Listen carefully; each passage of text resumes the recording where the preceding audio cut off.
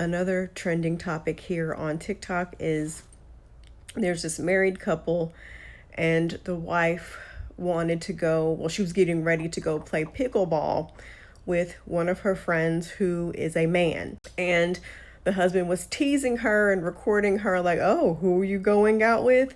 And because I know that men don't joke, it bothered him despite him laughing about it. And because I know most of y'all have the attention span of a gnat, I'm going to go ahead and say I don't like it personally, but that's just me. And then for the rest of you who actually want to hear what I have to say, here we go.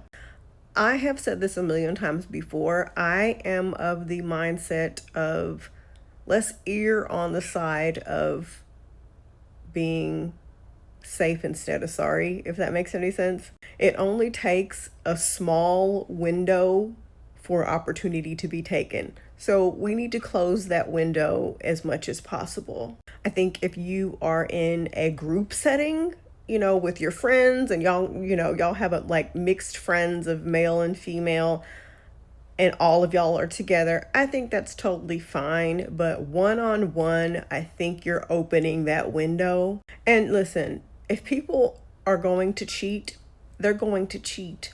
It doesn't matter.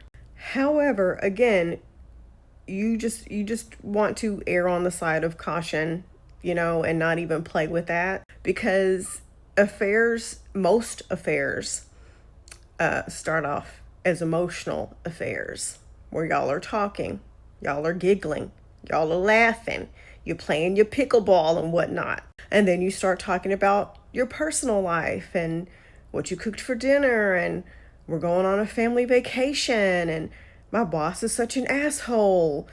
And then it's, me and John had an argument last night and I don't understand where he was coming from.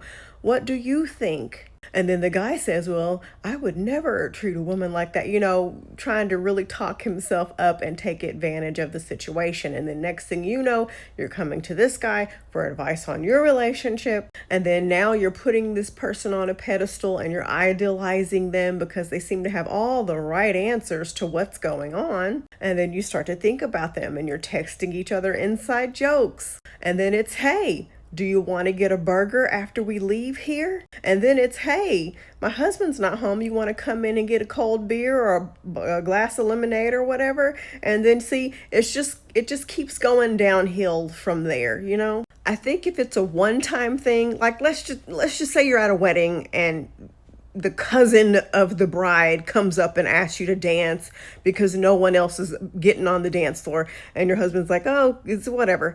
Okay, whatever. But if it's something that's going to be happening consistently, the answer is no. And then again, you also have to look at what is important to that couple. Every couple needs to have a discussion and not just assume. Have a discussion. What do you define as crossing the line? What boundaries do y'all need to set? What rules do y'all need to make for y'all's relationship? What are you comfortable with? What are you not comfortable with? What do you define as cheating? Because unfortunately, there are some people who don't think it's cheating until you've kissed. There are some people who don't think it's cheating until you've slept together. And then there's some people who think it's cheating the moment y'all are texting each other. So everybody's going to be different, but y'all have to talk amongst yourselves to figure out what that is. For me personally, the answer is no, you can't go play pickleball alone, one-on-one with Sarah. Absolutely not. But then I also know I'm not going to go one-on-one and play pickleball with John. I think it's one thing to be controlling and to tell somebody what they can't wear, and you're timing where they're at and when they're coming home, and who did you talk to today? I think that's controlling. I've been in a controlling relationship that was masked as, oh, well, I'm just protecting you or whatever, But there's a difference in an unhealthy controlling situation, and then we're in a relationship with each other and we're mutually respecting each other. It's going both ways, and these are the things that we put into place so fuck-ups are less likely to happen. Does that make sense?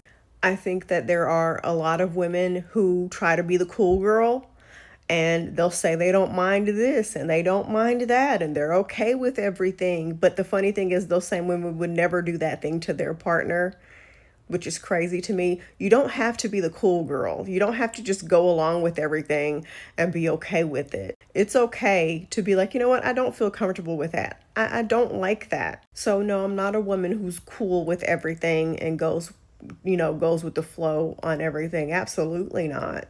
And in my lifetime, I've been making this content since 2009.